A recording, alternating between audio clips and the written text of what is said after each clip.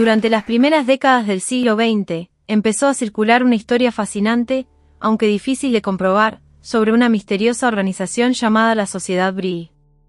Se dice que fue una sociedad secreta que operó en Alemania, justo antes y durante el auge del nazismo, y que habría estado involucrada en experimentos sobrenaturales y tecnologías increíbles.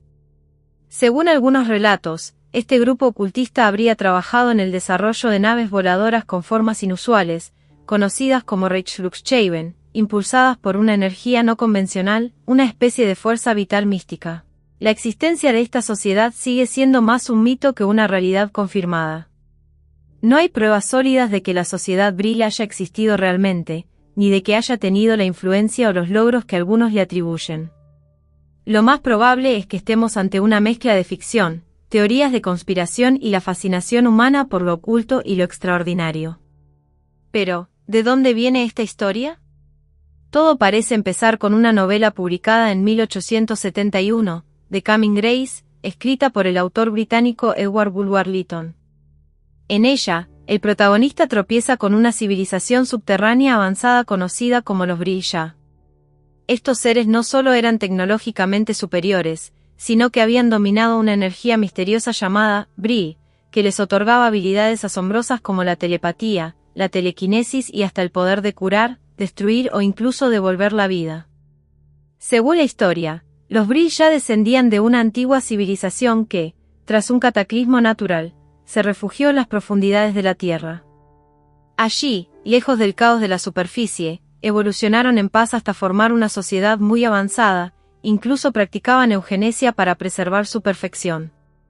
Cuando entran en contacto con el narrador de la novela, se interesan por la humanidad y su modo de vida, lo que deja al lector con una inquietante advertencia: si los Brie decidieran salir de su mundo subterráneo, podrían poner en peligro la existencia misma de nuestra civilización. Esta obra de ficción fue reinterpretada por algunos como una fuente de verdades ocultas. Y así nació el mito moderno de la Sociedad Brie, una historia que mezcla ciencia ficción, misticismo y teorías conspirativas, y que aún hoy despierta la curiosidad de quienes se sienten atraídos por los secretos del pasado y lo desconocido. Cuando La raza venidera fue publicada, muchos críticos de la época la leyeron como una sátira, una ficción especulativa con tintes sociales y filosóficos. En ciertos círculos esotéricos, comenzó a circular la idea de que Edward Bulwer Lytton no había escrito simplemente una novela, sino que había ocultado conocimientos secretos entre líneas. Algunos incluso aseguraban que él pertenecía a los Rosacruces, una legendaria hermandad de sabiduría oculta, y que la misteriosa energía Brie era algo más que una invención literaria, una fuerza vital real, universal y poderosa. Esta interpretación encontró eco en personajes influyentes del mundo del ocultismo. Helena Blavatsky, una de las fundadoras de la teosofía, adoptó el término Brie como una clave para referirse a energías naturales secretas, aquellas que, según creía, solo podían canalizarse mediante prácticas mágicas. En su obra Isis sin velo, publicada en 1877, Blavatsky trató el Brie como una fuerza real e independiente, una especie de poder ancestral olvidado. Más tarde, en La doctrina secreta, 1888, Blavatsky fue aún más lejos, describió cómo los antiguos atlantes, aquella mítica civilización perdida, habrían utilizado el Brie para levantar monumentos colosales. Según esta visión, tras la caída de la Atlántida, un puñado de sacerdotes sobrevivientes habría preservado ese saber, transmitiéndolo en secreto a lo largo de los siglos solo a unos pocos elegidos. Para Blavatsky, esta energía psíquica no era un simple recurso narrativo, sino la llave para dominar la naturaleza misma. A comienzos del siglo XX, el misterio del Brie seguía vivo. Se decía que en Londres, hacia 1904, existía incluso un club Brie donde se debatía sobre estos temas con pasión. Las ideas de Bulwer Lytton también fueron adoptadas por el movimiento del Nuevo Pensamiento, una corriente que buscaba unir ciencia, espiritualidad y poder mental. Uno de los escritos más influyentes en esta línea fue el panfleto de William Scott Elliot, La historia de la Atlántida, 1896, donde no solo retomaba el Brie como energía atlante, sino que lo conectaba con la propulsión de aeronaves. Esto no era nuevo, pues ya La raza venidera lo insinuaba, pero el hecho de que Scott Elliot asociara explícitamente el Brill con tecnología avanzada terminó por inspirar a futuras generaciones, especialmente en los años posteriores a la Segunda Guerra Mundial. Y es que a finales del siglo XIX, los avances científicos como el descubrimiento de los rayos X alimentaban una sensación generalizada. Todavía había muchos misterios en la naturaleza por descubrir. Incluso entre los intelectuales más serios, surgía la idea de que la ciencia, por sí sola, no tenía todas las respuestas. En ese contexto, el ocultismo no parecía tan descabellado. De hecho, muchas corrientes esotéricas comenzaron a proponer una visión alternativa del conocimiento, una especie de ciencia paralela, capaz de explorar las fuerzas invisibles que la física aún no podía explicar. Este ambiente, cargado de interés por lo místico y lo desconocido, provocó un auténtico florecimiento del ocultismo entre 1900 y los años 30.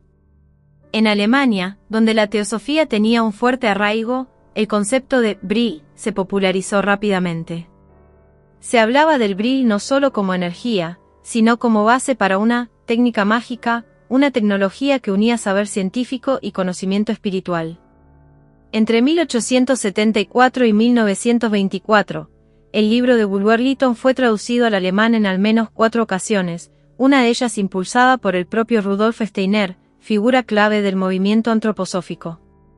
Esto ayudó a que el término Brill se hiciera familiar incluso entre el público general, sembrando el terreno para todo tipo de teorías que, con o sin pruebas, buscaban explicar lo inexplicable. Y, al final, quizá todo lo que Bulwer Lytton quiso fue escribir una novela de aventuras al estilo de Julio Verne. Pero su obra terminó alimentando una de las leyendas ocultistas más persistentes del siglo XX. Antes del estallido de la Segunda Guerra Mundial, en Berlín se hablaba, aunque con un tono reservado, casi clandestino, de un pequeño grupo privado que aseguraba estar profundamente involucrado con una fuerza enigmática, el Brill. No se trataba de una sociedad secreta famosa ni de una organización reconocida oficialmente, pero según algunas fuentes, ese grupo fue una de las semillas de lo que más tarde se conocería como la leyenda de la Sociedad Brill. Una de las voces que más peso tuvo para dar testimonio de su existencia fue Willy Ley, un ingeniero alemán que con el tiempo se convertiría en una figura importante en la historia de la cohetería y que, tras emigrar a Estados Unidos, escribió en 1947 un curioso artículo en una revista de ciencia ficción llamada Astounding Science Fiction. En él, trataba de explicar por qué, en la Alemania de entreguerras, había calado tan hondo el pensamiento nazi. Y apuntaba, con cierta ironía y preocupación, al poder que las creencias irracionales tenían entre la población. Entre los muchos ejemplos que daba, mencionaba un grupo que, según él, era particularmente extravagante. Lo llamaban la Sociedad de la Verdad, y estaba basado, literalmente, en una novela, La raza venidera de Edward Bulwer Lytton. Lo curioso es que los miembros del grupo sabían perfectamente que la historia de los Brill ya era ficción, pero estaban convencidos de que el autor había usado la novela como una forma encubierta de revelar verdades ocultas. Según ellos, el Brill no era un invento, sino una energía real, quizás la clave del poder del Imperio Británico o incluso de la grandeza de la antigua Roma. Creían que los lares romanos, esas pequeñas figuras protectoras del hogar, en realidad contenían esferas de Brill. Una de sus creencias más pintorescas era que la clave para comprender esta energía misteriosa estaba en observar con detenimiento la estructura de una manzana cortada a la mitad. Sí, tal cual. Willy Ley juraba que eso le habían contado, con total seriedad y en tono solemne. Este grupo incluso llegó a publicar una revista donde proclamaban sus ideas. Lamentablemente, o quizá afortunadamente, Willy no pudo conservar ningún ejemplar, ya que bastante tenía con intentar sacar libros de contrabando mientras escapaba del régimen nazi. Pero no terminó ahí. En 1930, aparecieron en Alemania 2 folletos con títulos llamativos, Weltdynamismus y Brill. Die kosmische Urkraft, algo así como el dinamismo mundial, y Brill, la fuerza primordial cósmica. Detrás de ellos estaba un grupo aún más organizado que se hacía llamar Reservegemeinschaft, Das Kommende Deutschland, o simplemente RAG, que podría traducirse como Grupo de Trabajo del Reich, la Alemania del futuro. Este grupo afirmaba haber desarrollado tecnología para canalizar la fuerza Brill, inspirándose en una supuesta máquina de movimiento perpetuo creada por un austriaco llamado Karl Schiaparelli. Según sus publicaciones, su máquina era una versión más avanzada, con fundamentos no tanto en la física tradicional, sino en una visión ocultista del universo. Nuevamente, la imagen de una manzana cortada reaparecía, esta vez como un modelo simbólico de la estructura interna de la Tierra y su vínculo con energías espaciales invisibles. La RAG también tenía su propia revista, Zeitschrift für Weltdynamismus, y su fundador fue un tal Johannes Stauffer, nombre que muchos creen que era un seudónimo. Hay quienes sospechan que detrás de este personaje misterioso estaba el editor Otto Wilhelm Barth, que publicó algunas de sus obras, o quizá Fritz Klein, uno de los principales impulsores de las teorías de Schiaparelli. Al adentrarse en los misterios que rodean la llamada Sociedad Brie, uno descubre que mucho de lo que se dice sobre ella está envuelto en una neblina de suposiciones, rumores y algo de literatura fantástica. Algunos investigadores han sugerido que aquel grupo peculiar del que hablaba Willy Ley, la autodenominada Sociedad de la Verdad, y el grupo RAG, Reservegemeinschaft das Kommende Deutschland, podrían haber sido, en realidad, uno y el mismo. Por lo que sabemos, se trataba de una agrupación menor, de vida breve y sin mayor repercusión real dentro del mundo ocultista de la época. De hecho, no se han encontrado registros oficiales que confirmen la existencia continuada de la RAG más allá de 1930, ni en archivos editoriales ni en publicaciones periódicas de la época. Sus revistas, con títulos como Zeitschrift für Weltdynamismus o Archiv für Alchemistische Forschung, no parecen haber tenido más de un número, y luego se desvanecieron en el olvido. Tampoco hay pruebas de que alguna vez hayan utilizado con éxito esa misteriosa tecnología basada en la fuerza Brie, a pesar de sus grandilocuentes afirmaciones. Pero aunque la RAG no dejó un legado tangible, su sombra se volvió más grande con el tiempo. Con los años, su existencia, o, al menos, la idea de ella, se transformó en una de las piezas clave que alimentarían las futuras leyendas sobre una poderosa y secreta Sociedad Brie, que, supuestamente, operaba en la Alemania nazi desde los años 20. Y es que, después de la Segunda Guerra Mundial, el mundo estaba hambriento de explicaciones que fueran más allá de lo convencional para entender cómo pudo surgir algo tan oscuro y destructivo como el Tercer Reich. Fue en este terreno fértil donde comenzaron a brotar teorías conspirativas y relatos pseudohistóricos que mezclaban nazismo, magia y sociedades secretas. En este contexto, el concepto de Brie reapareció como si fuera una pieza perdida de un rompecabezas prohibido. Y de pronto, lo que en su día había sido una curiosidad marginal se transformó, al menos en la imaginación popular, en la clave de una conspiración global. La primera vez que se menciona abiertamente a una Sociedad Brie, como tal fue en 1960, en el famoso libro Le Matin des Magiciens, El retorno de los brujos, de los franceses Louis Pauwels y Jacques Bégier. Ellos fueron los verdaderos artífices del mito moderno. Afirmaban que los líderes nazis habían intentado vincularse con poderes sobrenaturales y que una sociedad ocultista secreta, que ellos identificaban como la Sociedad Brie o la Logia de los Hermanos de la Luz, había jugado un papel esencial en esos esfuerzos. Según Pauwels y Bégier, esta enigmática organización estaba conectada con otros círculos esotéricos como la Sociedad Teosófica, los Rosacruces e incluso la célebre Sociedad Zuli, con la que sí se han documentado ciertos vínculos de figuras del nazismo. No obstante, lo que los autores presentaron como hallazgo fue más bien una mezcla de testimonios vagos, referencias libres a Willy Ley y una buena dosis de imaginación. La crítica no tardó en señalar que las similitudes entre la Sociedad de la Verdad mencionada por Ley y la Sociedad Brie del libro eran solo superficiales. Los autores nunca ofrecieron pruebas sólidas, nombres, documentos ni fuentes verificables. Por eso, la mayoría de los historiadores considera que sus afirmaciones pertenecen más al terreno de la ficción que al de la historia. Es cierto que hubo nazis que coquetearon con lo oculto. Himmler, por ejemplo, tenía una fascinación casi religiosa por ciertas ideas esotéricas, pero eso no significa que existiera una estructura secreta como la que describen Pauwels y Bégier, ni mucho menos que ésta haya tenido influencia sobre Hitler o sobre el SDAP como partido. Aún así, el mito fue creciendo. Otros autores, como J. H. Brennan o Trevor de Ivan Kraft, retomaron la idea y continuaron construyendo sobre ella. Reforzaron la supuesta conexión entre la Sociedad Brie, la sociedad Zuri y el nazismo, aunque lo hicieron, una vez más, sin pruebas concretas, basándose más en conjeturas y en un estilo narrativo propio de las novelas de misterio que en datos verificables. Lo que empezó como una historia casi olvidada sobre una pequeña agrupación esotérica en Berlín terminó transformándose, con el paso de las décadas, en uno de los mitos más persistentes de la conspiranoia moderna. La sociedad Brie, sea real o no, sigue fascinando por lo que representa, la posibilidad de que detrás de los grandes eventos históricos haya fuerzas ocultas, secretos enterrados y verdades que aún esperan ser reveladas, aunque quizás, como en la novela original de Bulwer Lytton, todo no sea más que una historia bien contada. Durante la década de 1990, el mito de la Sociedad Brie vivió un nuevo y peculiar renacimiento. Lo que antes era solo un susurro entre círculos esotéricos y teorías conspirativas, empezó a tomar forma con detalles cada vez más elaborados y extravagantes.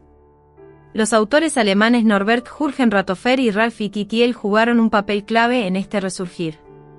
En 1992, publicaron un trabajo titulado El Proyecto Brie, donde entrelazaron esta misteriosa sociedad con el igualmente enigmático mito de los aviones NS, unas supuestas naves voladoras de tecnología avanzada que habrían sido desarrolladas por los nazis.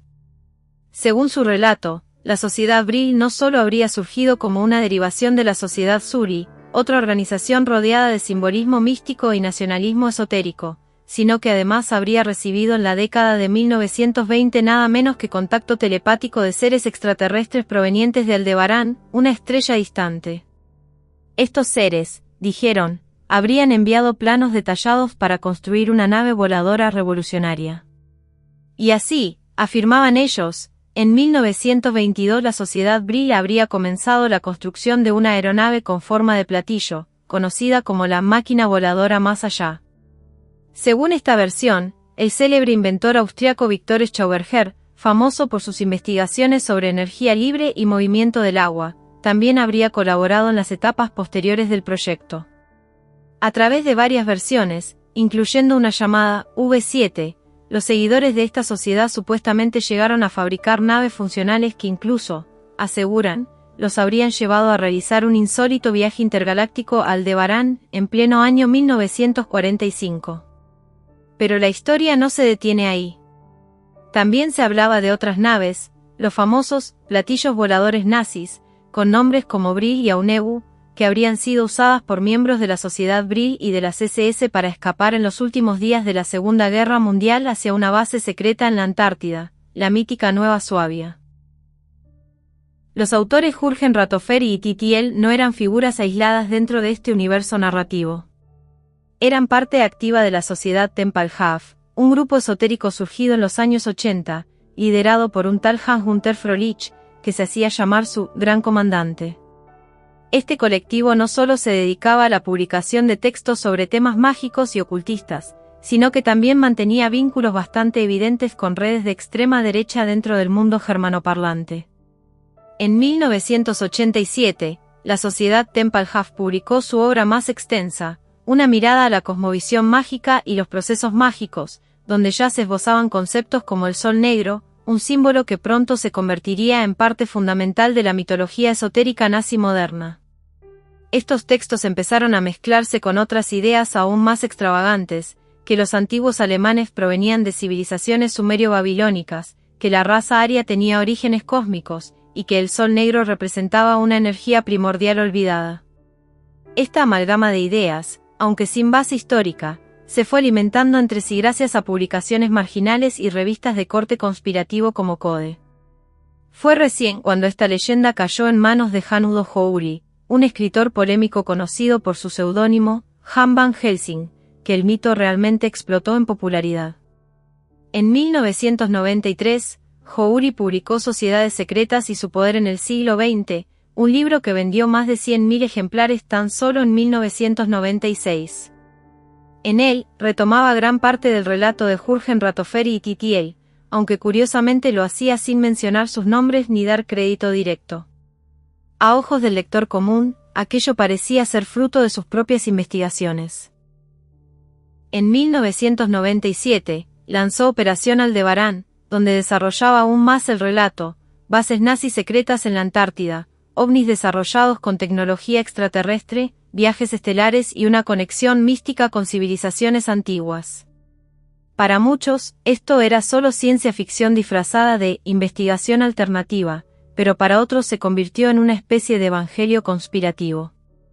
Desde entonces, diferentes autores han seguido dándole vueltas al mito del Bree, como si fuera una fuente inagotable de ideas para libros y documentales alternativos.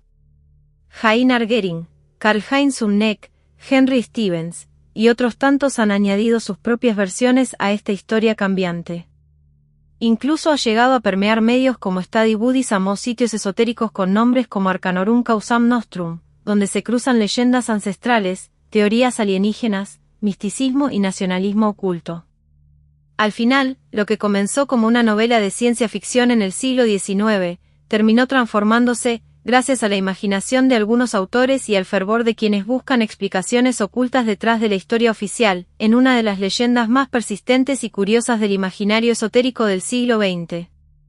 ¿Realidad paralela, mito moderno o simple producto de una imaginación desbordada? Eso, como suele ocurrir en estas historias, queda en manos del lector. El mito de la sociedad Bree comenzó a incorporar nuevos personajes, detalles y giros que enriquecieron, o complicaron, según se mire, su narrativa. Uno de los elementos más llamativos que surgieron en los años 90 fue el papel central atribuido a una misteriosa mujer, Maria Ori. Ya en el proyecto Bree, publicado en 1992 por Norbert Jürgen Rathofer y Ralph Ttl, se hablaba de ella como una medium de Zagreb, actual Croacia, que habría tenido un rol clave en la fundación de la sociedad Bree. Según esta versión, María no solo formaba parte del grupo, sino que fue ella quien logró establecer contacto telepático con los enigmáticos seres de Aldebarán, los mismos que habrían transmitido los planos para construir las míticas máquinas voladoras. Pero la figura de Maria Ori no se quedó ahí. Con el auge de Internet y la difusión de textos anónimos en foros y páginas esotéricas, su papel se engrandeció aún más. En algunos relatos posteriores, sin autor identificado, María ya no era una simple colaboradora espiritual, sino la fundadora de una organización secreta femenina, la Sociedad Alemana de Metafísica, supuestamente establecida en Múnich en 1919 o 1921. Esta sociedad, se decía, estaba íntimamente relacionada con la sociedad Bree y compuesta exclusivamente por mujeres que trabajaban con energías mágicas basadas en la mítica Fuerza Bree. Uno de los detalles más curiosos de esta versión es la importancia simbólica que se le da al cabello. Las mujeres de este grupo, según estos textos, rechazaban la moda del cabello corto, muy popular en los años 20, y llevaban el pelo extremadamente largo. ¿Por qué? Porque creían que el cabello actuaba como una suerte de antena para canalizar estas energías mágicas vibracionales, una especie de puente entre el mundo material y el espiritual. Según estas versiones, estas energías también eran usadas para alimentar las máquinas voladoras, supuestamente diseñadas gracias a las transmisiones de los alienígenas de Aldebarán. Además, se afirma que este grupo de mujeres no solo se dedicaba al contacto espiritual, sino que también participó directamente en la creación de tecnología. Se menciona la formación de los llamados Antriebstechische Werkstätten, talleres de tecnología propulsora, donde científicos y técnicos, entre ellos un misterioso profesor de Múnich llamado W. O. Schumann, habrían colaborado en el desarrollo de naves como los Reichsflugscheibe, los míticos platillos voladores del Tercer Reich. Después de que la sociedad Tempelhof, el grupo esotérico original de Ttl, se disolviera, él continuó con su cruzada simbólica al fundar el Círculo de Amigos Causa Astra. Este nuevo colectivo retomó muchas de las ideas anteriores y siguió expandiendo el universo Bree, a veces adaptando los relatos a nuevas épocas o audiencias. A través de alianzas con editoriales como Unital, con sede en Suiza, Causa Astra ha seguido difundiendo estos relatos, tanto en forma de novelas como en libros que se presentan como ensayos alternativos de no ficción. Lo que empezó como una leyenda de sociedades secretas y máquinas imposibles, ha ido tomando forma de saga esotérica, con Maria Ori elevada al estatus de sacerdotisa moderna, entre el ocultismo, la ciencia marginal y la narrativa de ciencia ficción conspirativa. Para muchos, un personaje de culto. Para otros, una invención fascinante. Y para todos, sin duda, un símbolo de hasta dónde puede llegar la imaginación cuando se mezcla con misterio, historia y deseo de creer. El mito de los ovnis nazis ha florecido con una vida propia, independiente de los nombres ya conocidos como Han Van Helsing o los autores del Proyecto Brie. Este fascinante relato alternativo tiene sus raíces en los escritos de figuras como Miguel Serrano, Ernst Zundel y Wilhelm Landy, quienes mezclaron esoterismo, nacionalismo y ciencia ficción en una peculiar reinterpretación de la historia del Tercer Reich. Fue en los años 80 cuando empezaron a circular ilustraciones de platillos voladores con supuesta tecnología nazi, imágenes que todavía hoy se replican en libros y páginas de internet dedicadas a conspiraciones. La mayoría de estos dibujos provienen de la productora Abraxas Videofilm, fundada por Ralph y T.T.L., y aparecieron por primera vez en publicaciones de D.H. Harman y O. Bergman. Lo curioso es que muchos de esos diseños parecen inspirarse más en los clásicos platillos de George Adamski, famoso contactado estadounidense de los años 50, que en documentos históricos reales. Y es que, en realidad, no existe ninguna evidencia sólida que respalde estas fantásticas historias. Los textos suelen apoyarse en ilustraciones de dudosa procedencia y en afirmaciones atribuidas a informantes anónimos o a mensajes canalizados por médiums. No hay referencias verificables a organizaciones concretas ni a personajes históricos con roles documentados en estos supuestos proyectos. Todo se mueve en un terreno nebuloso entre el rumor, la creencia y el deseo de ver lo oculto como verdad. A pesar de esto, la idea de una tecnología secreta desarrollada por el Tercer Reich ha encontrado un público entusiasta, especialmente en círculos de esoterismo de derecha, o incluso en lo que algunos han llamado neonazismo esotérico. Dentro de estos ambientes, ha cobrado fuerza una reinterpretación del nazismo desde una perspectiva mística, que lo aleja de los horrores históricos para presentarlo, peligrosamente, como una especie de civilización avanzada perdida. En esta visión retorcida, conceptos como el sol negro y la energía Brie son exaltados como símbolos de poder ancestral y sabiduría oculta. No deja de ser inquietante cómo estos conceptos han ido filtrándose más allá de los círculos conspiranoicos. Hoy, ideas como el sol negro aparecen incluso en videojuegos de gran éxito como Wolfenstein, donde se mezclan ficción, nazis y ciencia sobrenatural, contribuyendo sin querer a la difusión de estos símbolos cargados de connotaciones ideológicas.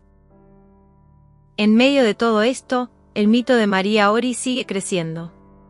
Aunque no existe documentación fiable sobre su vida ni sobre las supuestas actividades de la sociedad Brie que lideraba, varios autores han seguido elaborando su historia.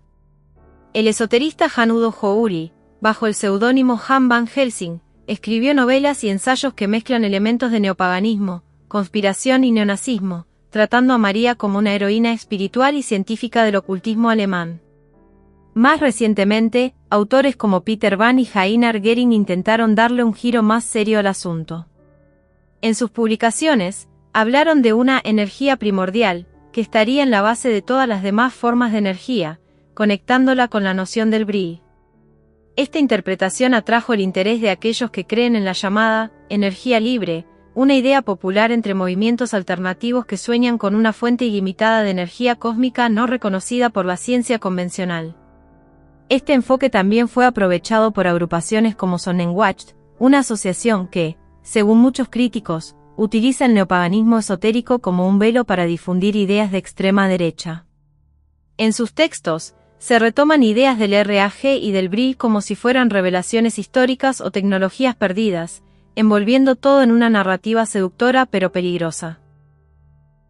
Si te ha gustado el contenido y deseas contribuir al crecimiento continuo de este canal, te invito a considerar la posibilidad de suscribirte a mi canal de YouTube.